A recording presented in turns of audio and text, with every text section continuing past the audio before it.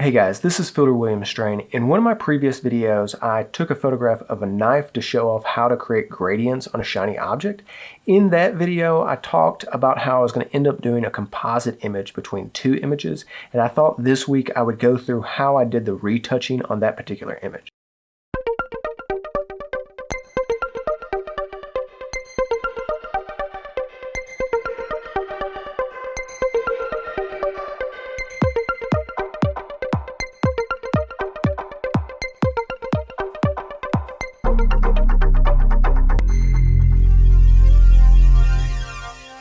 So this is the final image as it is after all the retouching and toning process.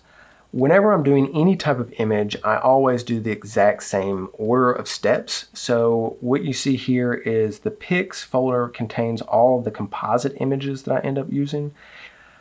The thing I do after I do the compositing is I do any retouching. I break it up into two main sections. A clean, just sort of a general cleaning that I do, dust, scratches, anything like that. And then I end up doing frequency separation to clean up any major things that I need to clean up besides just the general dust and scratches. After that, I'll do any overall general color corrections that I need to do. And the final thing that I end up doing is just general toning. But let's turn off everything except for the compositing, and we'll talk about that a little bit. So before I get started with any compositing, what I like to do is make any mask that I'm going to need. In this particular case, I made a general silhouette. I made a general blade, overall blade, so I could separate the blade itself from the knife handle. And then I made the sharp edge blade mask. The other third or fourth mask that I made was a color channels mask that I did of the logo. I knew I was going to end up needing to darken down the logo and fix it up a little bit, so I went ahead and made a mask for that as well. The original two images that I used were this main image right here, and I also used another image where I put in a piece of cardstock to get a little bit of a gradient on the tip. The third image that I ended up bringing in was when I put this piece of cardstock in, it was covering up the very, very tip of the blade. And I knew I could retouch that out, but instead of doing that, I just put the knife right on top of a piece of paper, and then I brought just the tip of the knife into this right here. So it's just the very, very tip of the knife that I've composited in right there. The thing that I did right after I bring it in the blade is that if you can see after the compression for YouTube, that the color is slightly off. The color for the blade on the bottom is slightly bluer and less green than the top portion. So I color corrected that so that it matched the top portion just a little bit.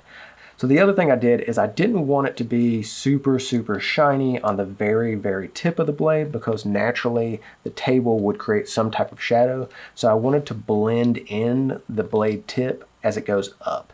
So I put it all in a folder and I blended it in just a little bit. And I felt like that was pretty natural right there.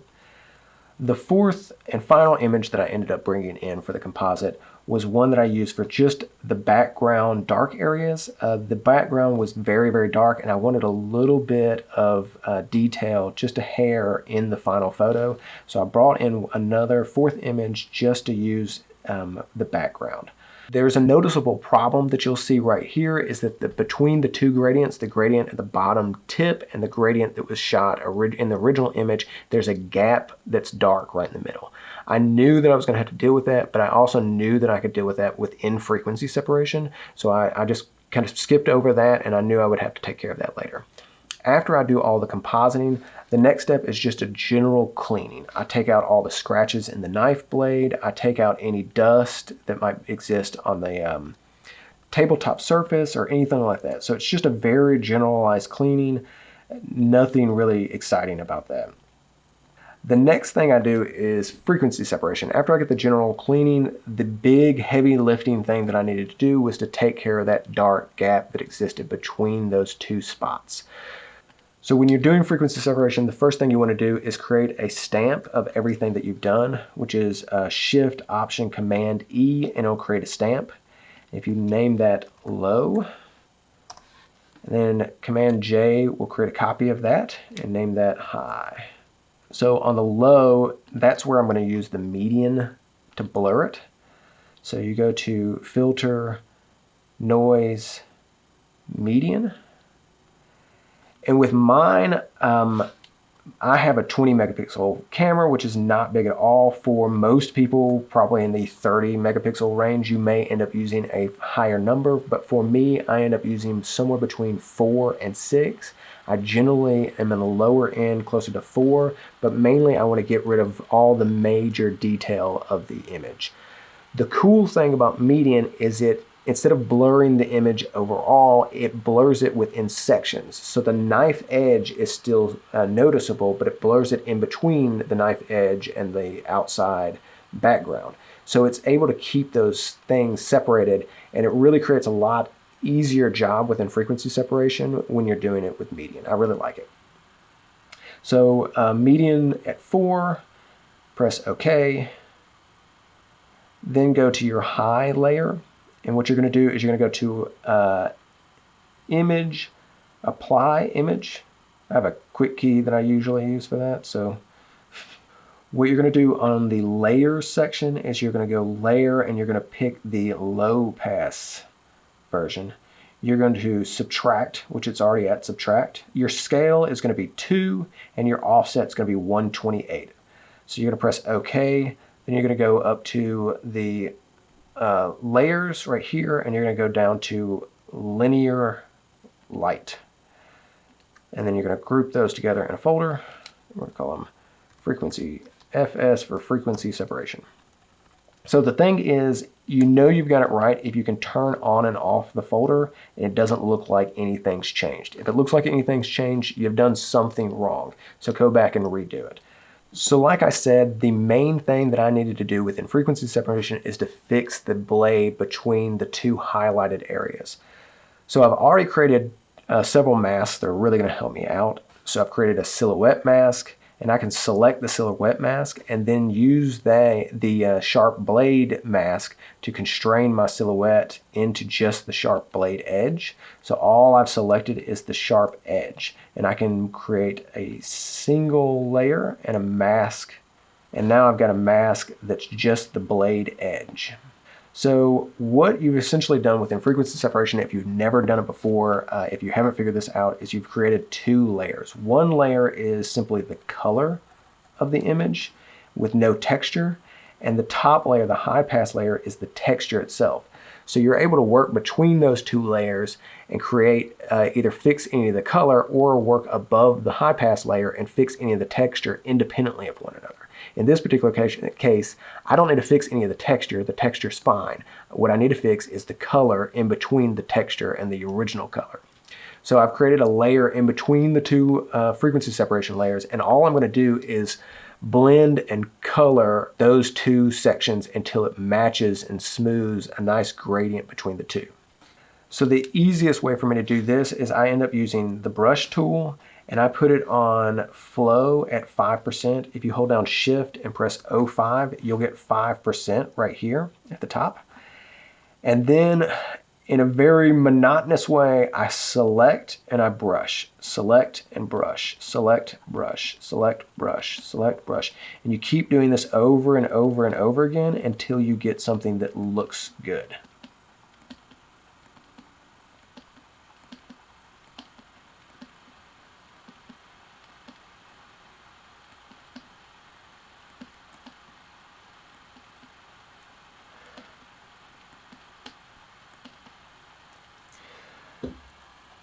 So pretty quickly, within a matter of a minute, maybe a minute and a half, I was able to create a nice gradient between those 2 things.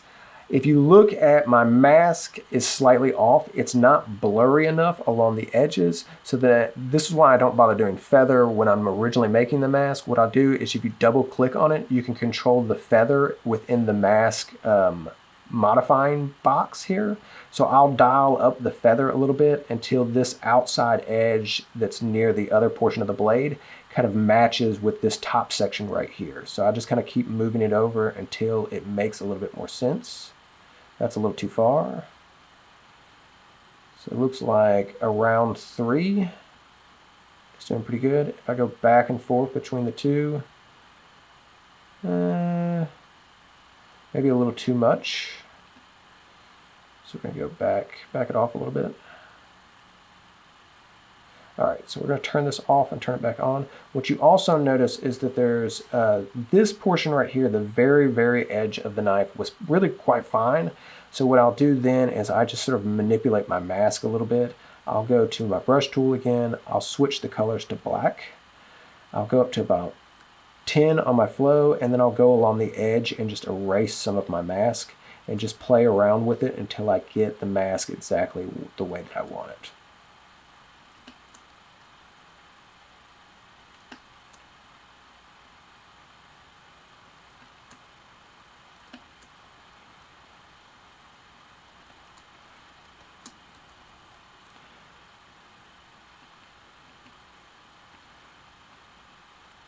Quite honestly, it's not really that hard. It's really just kind of keep working on it, keep working on it, keep working on it till it looks right.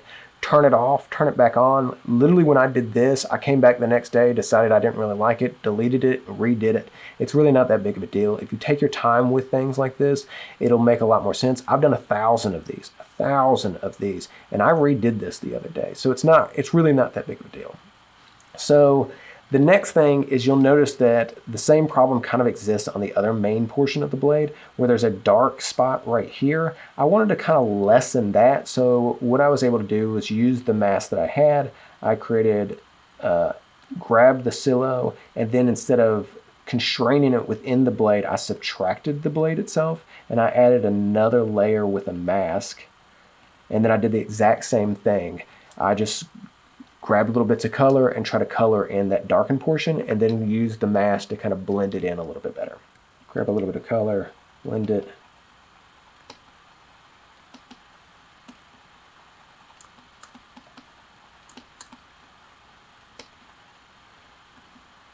So let's double click and feather our mask just a little bit. Go about 2. And then the other thing you'll notice is on the edge, it's kind of disappeared this dark portion, and I want to keep that. So I just want to darken, I just want to mask this little edge right here out so it blends a little bit better. And then I've gone over a little bit, so I'll go back. Try to keep kind of going back and forth until I get it to where I want it to be. So that looks pretty not bad. So here's what it looks like before this very quick version of my frequency separation right here, and here's what it looks like after the frequency separation that I just did.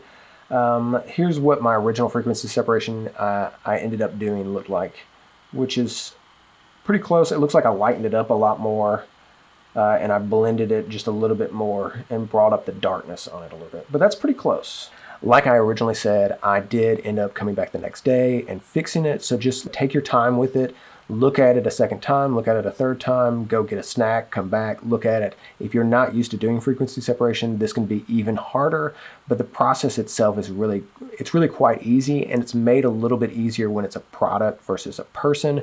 I think there's a little bit more wiggle room, to say the least. I really like using this for like kind of things like this where you're just sort of correcting a darkened color portion. You've got a little bit of the texture, but the color is just not quite right. So it was perfect for this particular scenario. So under my color correction section, in the original image, I had put up a piece of poster board to create a highlight along the edge of the handle. That edge was a little bit blue and didn't quite match the handle. I don't know if you'll be able to see the color after the compression of this video onto YouTube, but it's just a little bit of a dead color and grayish on the very edge, very subtle, but I wanted to add a little bit of red and yellow to kind of match it to the rest of the handle, so I did that. It was the first thing that I did. The other thing that I did, like I said, the bottom tabletop surface was particularly red and the background was particularly dull. So the first thing I did is I brought down the saturation of the tabletop surface, and then I brought up the saturation of the background surface just a little bit. The very last thing I did was actually bring down the overall saturation of everything to kind of blend it a little bit more because I really wanted the knife to pop out. And then I also did a layer where I took out the saturation in the knife because it had a little bit of a green-yellow tint overall, and I wanted to be more of a neutral color. I didn't take out all the saturation, but I took out a majority of the saturation in that. So that was the majority, or that was all the color corrections that I ended up doing. So up next, I moved on to just general toning. I have a very strict way I like to do all of my general toning. It starts off with creating a curves adjustment layer that creates a black and a white for the image. The next thing I do is lighten up all of the midtones or dark areas just a hair. And the last thing I do is a mid-tone contrast. But let me show you just in general, I create a very contrasty black and white. As you can see right there, it's just creating a black and a white in the image. The next thing I do is I create a mask that's just the dark portions of the image, and then I raise up all of it just a little bit to kind of create a little bit more wiggle room in the contrast area. The next thing I like to do is create a mid-tone contrast, which involves creating a rather interesting mask, but let me walk you through how I do this. So to create the mid-tone contrast, the first thing I do is I go to the color channels section in Photoshop, and then I do a hold command and then select the RGB layer. And then you go down here to the mask button and create a mask. What that does is it creates a black and white reverse copy of the image. So I'm going to Command D and deselect everything, and then I'm going to do Command I and inverse it. So what you've essentially created is a black and white version of the image, but you're going to use that black and white as a mask. So this is where it gets a little weird. Do Command A and select the entire image. You're going to hold down what I call the big three, Shift, Option, Command, and then you're going to press the RGB layer. That's going to constrain everything within what the RGB layer is. Then you're going to do it again on the mid-tone contrast layer, this alpha layer in this case that I've created. It's going to give you this message that less than 50% was selected, yada, yada, yada. Just press OK. Then you're going to go to Adjustment Layers, Curves, and what you've done is you've created a mask that excludes all the whites and excludes all the blacks in the image. What is left is only things that are in the middle of the image. So it's only the mid-tone portion of the image. If you then create a curves, if you create an extreme contrast curve, what you're affecting is only the midtones. So the blacks stay where they are and the whites stay where they are, and you're only affecting the mids of the image. So it's a really cool way to create a nice contrasty poppy image without affecting your extreme blacks or extreme whites. That's why I really like it.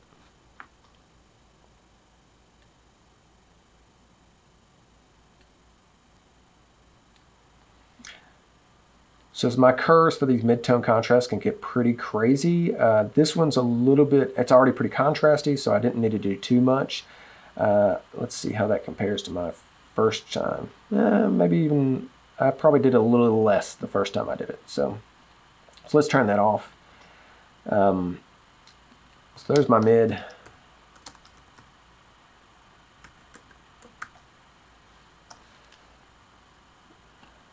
The next thing I do is I did a little bit of burning to kind of even up the background.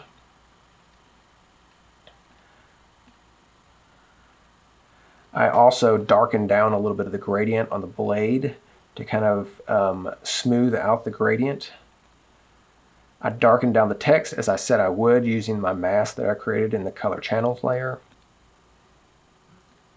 And it looks like the last thing I did was darken the tip of the knife a little bit more to blend it in, and I created even more of a gradient. So it centralized that gradient along the very curve of the blade. So it's not, takes away from the tip. I took away from the top portion right here and really concentrated that gradient on this portion right here. If you have any questions, feel free to put a comment below. I'm more than happy to answer anything that you might be confused about. If you're interested in the future, I'm hoping to create more videos that go along with some of the behind the scenes and how-to videos that I'm already shooting. So feel free to subscribe and you'll be able to see some more retouching videos as well. Thanks so much for watching this video. Have a wonderful day.